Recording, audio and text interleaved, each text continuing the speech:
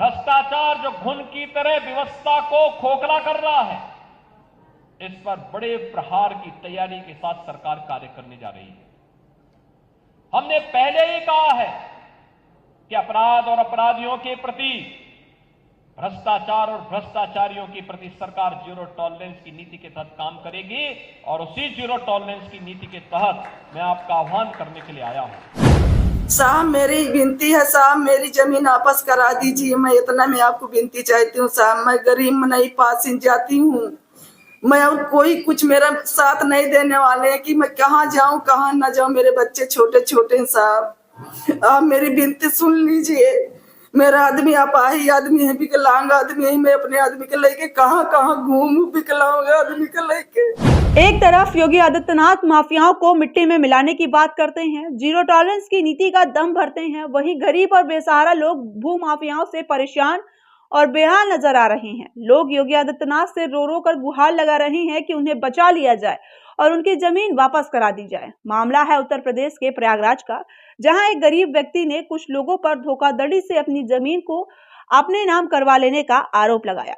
पीड़ित परिवार ने बताया कि उनके परिवार में पति पत्नी व 2 बच्चों के अलावा कोई और नहीं है। उनकी जमीन को भूमाफियाओं के द्वारा अवैध तरीके से अपने नाम करवा लिया गया है। प्रयागराज के थाना एयरपोर्ट के अंतर्गत भगवतपुर गांव में रहने वाले विनोद कुमार पुत्र स्वर्गीय जगन्नाथ ने सुनीता देवी पत्नी अरसफी लाल निवासी ग्राम शेख सरवा ब्रजेश सिंह सेंगर पुत्र श्री नाथूलाल सेंगर निवासी झपिया बमरौली प्रयागराज व अजय पटेल निवासी ग्राम मनौरी थाना पुरा मुफ्ती के ऊपर फर्जी तरीके से जमीन का बैनामा करवाने का आरोप लगाया है। आइए आपको दिखाते हैं उन्होंने क्या कहा। जब पूछे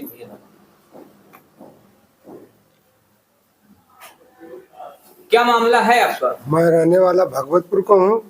मेरे साथ ब्रिजेश ने 399 की हमारी मऊहा की रखेल की बात हुई थी, जो कि बाप दादा की जमीन हमारी थी कब्जे में, नाम नहीं थी। ब्रिजेश ने कहा तुम्हारी दवा करवा देंगे। हमने कहा पैसे कितने लगेंगे? कहा हमारे एक डॉक्टर पर्चे के हैं। हमको ले गए वहां पर, बोला कि 1 लाख रुपए लगे। 1 हफ्ता बाद हमसे कहा कि तुम्हारा हम नाम चढ़वा देंगे उसमें और उस जमीन को तुम बेच दो। उसके बाद हमको जो है धोखाधड़ी, हमारा 211 की रजिस्ट्री करवा लिया, वो मंडी के पास है, और 211 की रजिस्ट्री करवा दिया। सुनीता देवी है, सरफी लाल सरवा गाँव के है, उसकी वाइफ है।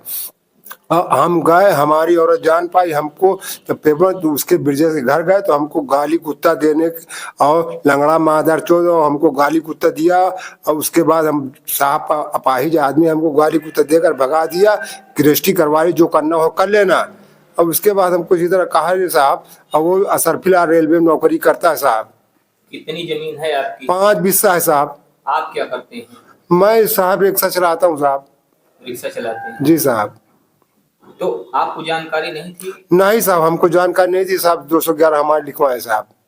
आपके घर परिवार में और कौन कौन? किस हमारी औरत है साहब, हमारी एक बेटवा है साहब, एक बिटिया है बस साहब। पुलिस प्रशासन से किसी से आपने कोई शिकायत की?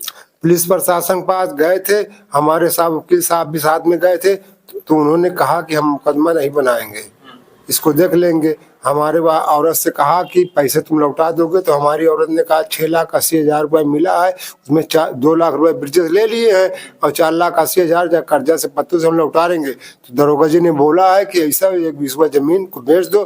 तो ये भाई क्यों बेच दे भाई, हम उसको लौटा देंगे पैसे की बात तो कहाँ हम देखेंगे। फिर आज तक साहब कोई देख नहीं पाए हमको।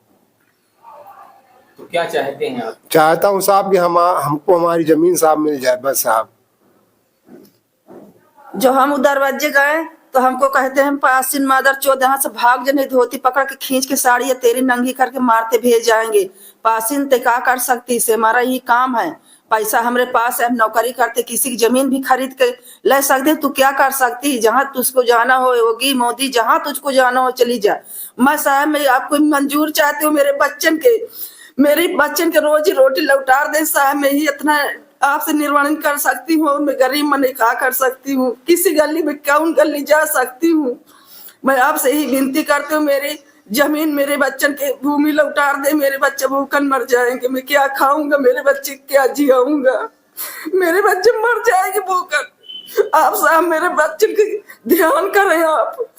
मेरा आदमी अपाही आदमी विकलांग आदमी है, क्या करता है? कुछ नहीं करता भी। रिक्शा चलाता, 10 20 50 कमा लेता, मेरे बच्चों के साग सब्जी काट जाता है साहब, वही मेरे बच्चे जीते हैं। मैं क्या कर सकती? मैं हाथ जोड़ के आपसे विनती करती हूँ साहब, मेरी जमीन आप लौटा दीजिए। धोखे धंधा से मेरे भी आदमी को ले जाके, धमकी से ले जाके लिखवा लिए। अपाही आदमी, मेरा आदमी कहाँ भाग सकता है कि गाड़ी से निकल के भाग जाए? एक फाल तो नहीं चल सकता साहब। मैं जब जान पाई हूँ तो मैं साहब के लगे दौड़ने लगी हूँ साहब। मेरे बच्चे नान मैं क्या करूँ साहब? मेरी जमीन का वापस करवा दें आप। मेरे से क्या कहना चाहेंगे? होगी जिसे मैं ये कहती हूँ मेरी जमीन वापस करा दे। वो कहता कि मैं मोदी से, मोदी मेरा क्या कह सकता है? होगी क्या कर सकता? मैं ड्यूटी करता हूँ, चाहे जिसकी जमीन चाहे जब चाहूँ ले लूँ। तू क्या कर सकती? कहाँ जाएगी? बहुत जाएगी, होगी मोदी के पास जाएगी, क्या कर लेंगे? मेरा साहब मेरी विनती है साहब, मेरी जमीन वापस करा दीजिए। मैं इतना मैं आपको विनती चाहती हूँ साहब। मैं गरीब नहीं पासिन जाती हूँ मैं, और कोई कुछ मेरा साथ नहीं देने वाले हैं कि मैं कहाँ जाऊँ कहाँ ना जाऊँ। मेरे बच्चे छोटे छोटे हैं साहब, आप मेरी विनती सुन लीजिए। मेरा आदमी अपाही आदमी है, विकलांग आदमी है। मैं अपने आदमी को लेके कहाँ कहाँ घूमूं विकलांग आदमी को लेके? मेरी विनती सुनिए साहब। जाती दरवाजे तो गाड़ी उतार करते, गली में रोक रोक के नहीं कहते अगर ज्यादा आगे बढ़ेगी तो मैं लड़ा दूंगा, गाड़ी मर जाएगा। मेरा अपाही आदमी क्या करेगा? मैं शाम कहीं नहीं जाने देती हूँ।